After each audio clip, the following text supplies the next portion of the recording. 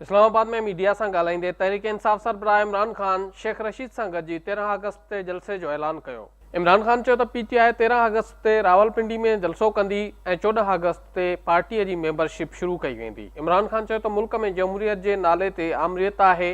PTI कारकुननि mafia ख़िलाफ़ कामयाब जिदोजहद कई।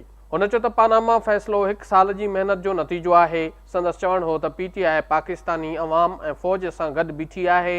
ये बड़ी लंबी साल की स्ट्रगल के बाद ये फैसला हुआ है। नवाज शरीफ कंहिंजे खिलाफ़ कंटेनर कढी रहियो आहे। इमरान खान चयो त नवाज शरीफ छा बि करे हाणे हू वापसि नथो अची सघे। भाड़े ते घुरायल माण्हू कुछ कलाकनि खां पोइ वापसि हलिया वेंदा।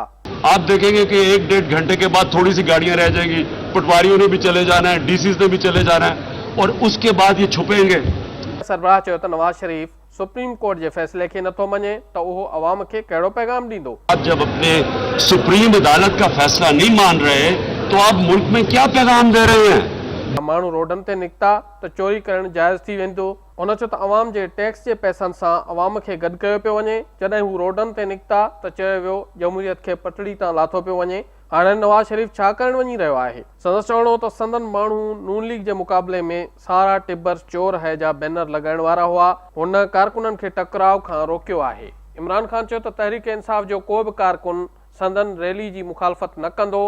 खेस चूंडू जल्द थींदे नजर अची रहियूं आहिनि। हमने सारे कारकुनों को कहा किसी तरह लोग रास्ते में इनके वो बैनर लगाने लगे थे कि सारा टब्बर चोर है।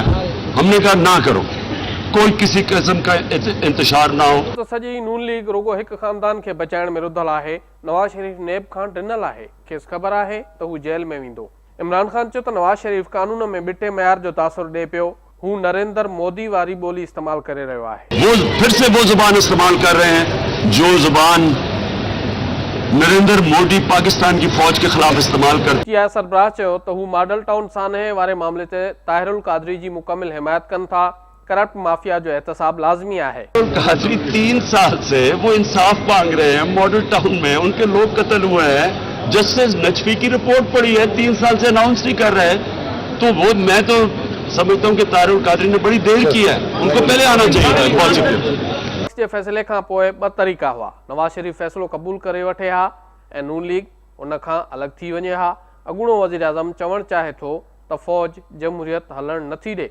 संदसि चवणु त नवाज शरीफ पंहिंजी चोरी लिकाइण लाइ फ़ौज ऐं सुप्रीम कोर्ट ते तनक़ीद करे रहियो आहे। इमरान खान चयो त नवाज शरीफ खे हाणे को बि NRO न मिलंदो। हू अवाम खे रोडनि ते आणे नेब ते दबाव नथो विझी सघे कि जनाब हमें NRO दो, हमें नैब से बचा लो। इनको डर लगा हुआ है, मैं बताऊं, नैब से डर लगा हुआ है।